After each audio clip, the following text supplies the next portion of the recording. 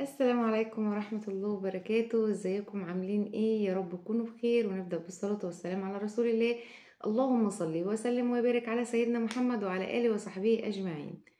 عايزين نتكلم على مبيدات شركة لاستر مرارا وتكرارا يعني قد الدنيا قد الدنيا. نتكلم على مبيدات شركة لاستر الآمنة اللي من غير ريحة ومن غير ضرر، وقد ايه هي فعلا الإفكت بتاعها قوي جدا، و آمنة من غير ريحة من غير ضرر. قد ايه كل الناس بتطلب المنتجات دي، وقد ايه فعلا بتبقى محتاجاها، وقد ايه احنا منتجات شركة لاستر دي ما نقدرش نستغنى عنها كلنا في بيوتنا، خصوصا المبيدات والمنظفات. والله يعني عايزة اقول لكم منتجات شركة لاستر كلها احنا ما نقدرش نستغنى عنها كلنا. يعني لا مبيد ولا منظف ولا تجميل، بصراحة كل حاجة فيها ما شاء الله تبارك الله اللهم بارك زي الفل. ماشية جدا في احسن صورة وفي احسن حال. المبيدات فعالة جدا، آمنة جدا، من غير ريحة من غير ضرر. هنتكلم على مبيد النمل والصراصير اللي أثبت جدارة جدا، وهو اللي عمل انتشار فظيع على السوشيال ميديا لشركة لاستر. ونجح نجاح عظيم جدا. المنتج ده منتج فعال، منتج آمن، منتج آم، مرخص، حصل على الايزو العالمية، حاجات كتيرة جدا جدا في المنتج. كفاية ان هو من غير ريحة ومن غير ضرر. الناس اللي بتكلمني وتقولي انا عايزة منتج من غير ريحة ومن غير ضرر، والناس اللي بتكلمني وتقولي طب ليه هما بيقولوا انه اللي بريحة احسن من اللي من غير ريحة؟ مفيش الكلام ده يا جماعة. احنا عملنا لكم حاجة مصنوعة بطريقة تتناسب مع الناس التعبانة، الناس المريضة، الناس اللي عندها أزمات، الناس الأطفال الكبار، المرضى الصغيرين، أي حد عنده أي مشكلة في صدره، حساسية، الكلام ده كله المنتجات دي بتتناسب معاه. منتج النمل والصراصير ده حضرتك بترجي الازازه كويس جدا بعد مسح الشقه تماما. حتى لو كنتي رشه مبيد قبل كده لازم نمسح الشقه تماما، ونبتدي ان احنا نرج الازازه كويس جدا عشان بيكون في ماده خام راقده في الارض، وبنرش كل الزوايا وكل الاركان في الشقه كلها، ونخلص من حكايه النمل والصراصير واي حاجه عندنا مضايقانا في حياتنا. حتى النمل اللي بيطير، حتى النمل اللي بيطير، حتى الصراصير اللي بيطير، حتى الصراصير اللي بيطير، حتى الصراصير اللي بتطلع من البلعات، حتى الصراصير اللي بتطلع من البلعات.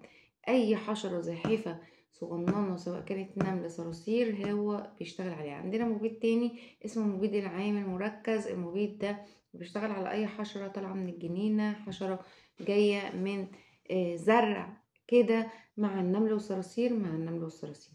عندنا منتج تالت، المنتج العالمي الوهمي في إبادة البق او حشرة الفراش. المنتج امن جدا، من غير ريحة من غير ضرر، ملوش اي سايد افكت على اي حاجة. عايزة اقول لكم انه احنا بنبيع منه كميات مهولة، كميات لا تعقل ولا تحصى. ما شاء الله تبارك الله، عامل اثبت جدارة في كل الاماكن اللي بيروحها، اثبت جدارة في كل البيوت اللي بتترش بيها. كل ما حد بيشتري منتج المبيد البق ده بيرجع ياخد تاني يحصن، لو لا قدر الله شك انه هو ممكن يكون عنده حاجة او كده، وبيرشحنا للعملاء الاخرين. فدي حاجة يعني احنا نتباهى ونتفاخر بيها جدا، ونبقى متأكدين انه صلي على المنتج النبي. بتاعنا تبارك الله اللهم بارك زي الفل، وآمن جدا، وعامل افكت فظيع. المنتجات مرخصة، حصل على الايزو العالمية. المنتجات موجودة في الدول العربية زي ما هي في جمهورية مصر العربية.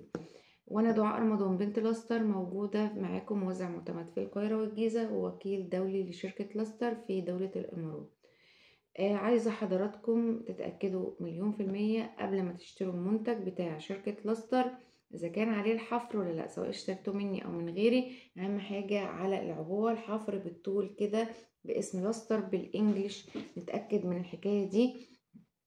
ويا ريت لو نشتري من مكان موثوق فيه، نشتري من حد معروف، حد مشهور، حد ليه اسمه. مش لازم اكون انا دعاء رمضان بنت لاستر اللي عشان معروفة على السوشيال ميديا تشتروا مني، لا، ممكن تدوروا على حد تاني، ممكن تشوفوا حد غيري، بس تكون ليه اسمه، عشان لما ارجع اتعامل معاه واقول له حصل كذا، يبقى انا هقدر اكلم حد موثوق فيه يقدر يحل لي المشكلة، ولو في ارتجاع او استرجاع او اي حاجة او استبدال يقدر يكون معايا لحظة بلحظة.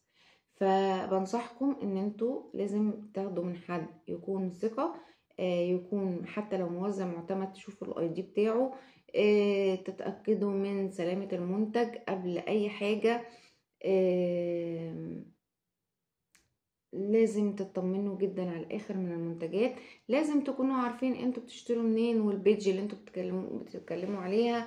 ويا جماعة لو انا هشتري المنتج وهدفع 20 جنيه زيادة في الشحن ولا 10 جنيه زيادة في الشحن، هو مثلا اللي بيعمل عرض على الشحن ده وبيخليه مثلا 30-40 جنيه، عشان الشحن دلوقتي بقى 60-70، الجيزة 60-70 القاهرة. اللي بيعمل عرض على الشحن ده بيكون عنده منتج مش أصلي، بيكون مضروب.